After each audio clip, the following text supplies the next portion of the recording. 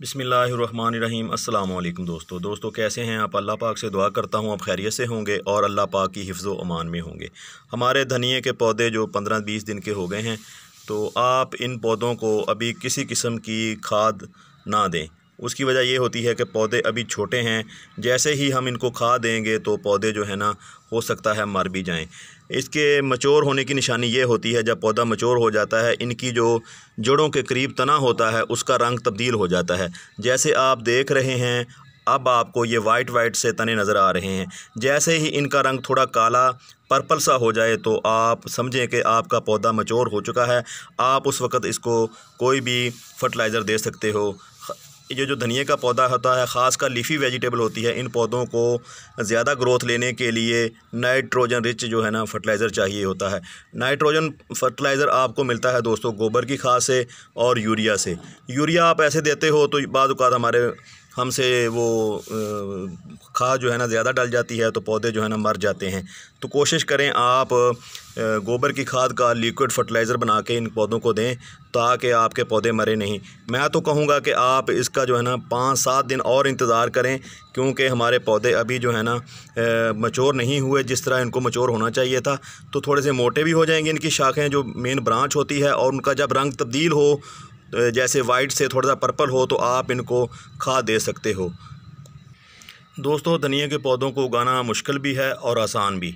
मुश्किल इस तरीके से कि आपने अगर मिट्टी अच्छी नहीं तैयार की, अगर मिट्टी में थोड़ी सी भी फंगस मौजूद रही तो आपके पौधे ग्रो तो हो जाएंगे, लेकिन ग्रो होने के बाद पौधे जो है ना मुरझा जाते हैं, मर जाते हैं। अगर आपने मिट्टी आसान इस तरीके से है कि आपने अगर मिट्टी को बड़ी अच्छी तरह तरीके से तैयार किया, उसको नरम किया, जैसे सुरमा बनाते हैं, जैसे हम कोई पाउडर बनाते हैं, तो आपने अच्छी मिट्टी तैयार कर ली, उसको छान के मिट्टी को आपने इसमें बीज लगाए तो आपके धनिए के पौधे बहुत ही तेज़ी से ग्रो करेंगे और उनकी जो है ना क़ुव्वत मुदाफ़ियत बहुत अच्छी आएगी। उनके ऊपर जो है ना कोई भी बीमारी अटैक नहीं करेगी।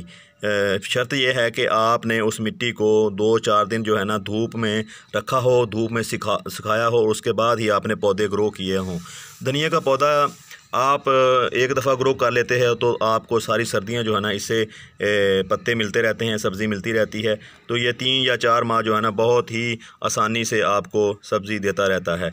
धनिया वैसे तो सर्दियों में अक्टूबर में ही ज़्यादातर ग्रो किया जाता है हमारे सब कॉन्टिनेंट में, लेकिन लोग अब इसको सारा साल ही ग्रो करते जा रहे हैं, क्योंकि वो जब ग्रो करते हैं तो गर्मियों में भी आपने देखा होगा कि धनिया सारा साल ही आपको मिलता रहता है। वो उनको पौधों को जो है ना उस तरह का एनवायरनमेंट देते हैं, या तो वो किसी बाग में लगाते हैं उन पौधों को, धनिया के पौधों को, या फिर ऐसी जगह जो है ना टनल आजकल जो चली हुई है गार्डनिंग, तो वो इन टनल में लगा के आपको सारा साल ही सब्ज़ी मिलती रहती है। कुछ इलाके ऐसे होते हैं जहाँ पे मौसम जो है ना सारा साल एक जैसा ही रहता है, तो आप उन इलाकों में सारा साल ही धनिया को ग्रो कर सकते हो। तो यहाँ पे लू चलती है तो आप सर्दियों में ही अक्टूबर यानी सितंबर अक्टूबर में धनिया को ग्रो कर सकते हो, और इसके अलावा आपके पास चांस नहीं होता, क्योंकि गर्मी ज़्यादा होने की वजह से अगर आपके धनिया के सीड जो है ना ग्रो हो भी जाते हैं तो वो ग्रो होने के बाद लू की वजह से मर जाएंगे।